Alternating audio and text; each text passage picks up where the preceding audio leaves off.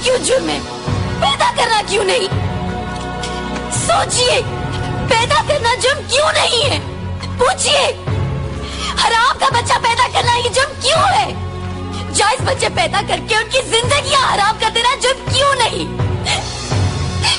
लोगों को समझाएं कि और भिखमंगे पैदा नहीं करो। रोती सूरती और बसूरती जिंदगियां पहले ही बहुत हैं। जब खिला नहीं सकते तो पैदा क्यों करते हो? ना देखो ये ड्रामे जो तुम्हें और नस्ल रोकने के मशवरे दे रहे हैं, ना देखो ऐसी फिल्में। वो जो बोल फिल्म आई थी ना, उसके डायलॉग मुझे किसी ने बताए। वो जो बच्ची ने अपने बाप से कहा कि जब खिला नहीं सकते तो पैदा क्यों करते हो, वो डायलॉग बड़ा मशहूर हुआ। लोगों ने बड़े तबसरे किए, हाँ भाई बिल्कुल सही कहा भाई, जब खिला नहीं सकते इतने दर्जनों बच्चे तो पैदा क्यों करते हो।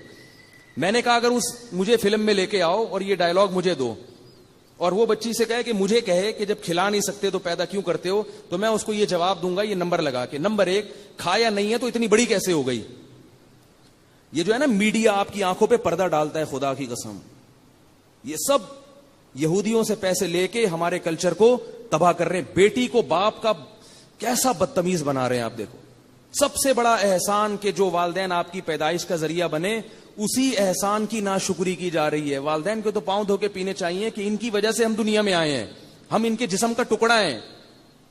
तभी माँ बाप की सारी खुसूसियात औलाद में ट्रांसफर होती है कि मैं जो कुछ हूं अपने वालदैन की पहचान हूं।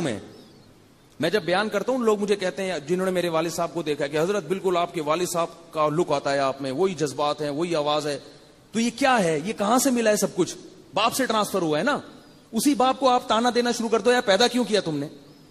कितना बड़ा जुर्म है ये, कितना बड़ा जुर्म है। और ये फिल्मों में, सिनेमा घरों में दिखाया जा रहा है और लोग हंस हंस के देख रहे हैं, और फिर कहते हैं हमारी औलाद नाफरमान है। तो तुम्हारी औलाद तो नाफरमान होगी ना, वो तो उस बाप को मानेगी जो तुम्हें सोने के निवाला खिलाता रहे बस हर वक्त। जरा सा उसने हाथ खींचा तो ताने सुनने को मिलेंगे तुम्हें।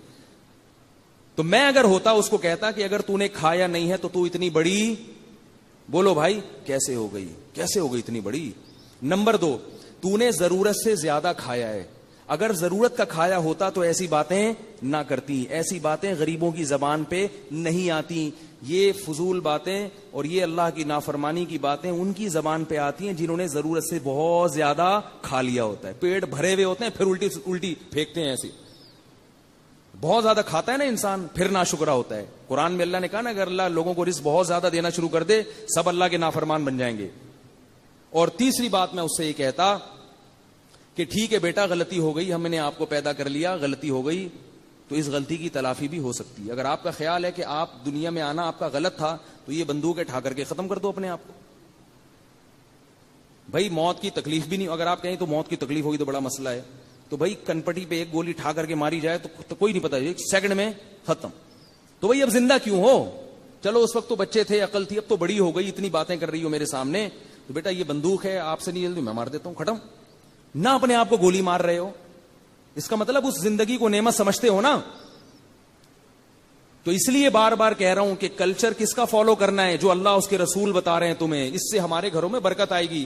पहले जमाने में अगर गरीब के 12-13 बच्चे हैं, नहीं खाने को मिल रहा, तो क्या सिखाया जाता था? सबर शुक्र करके खा लो, उसी में अल्लाह बरकत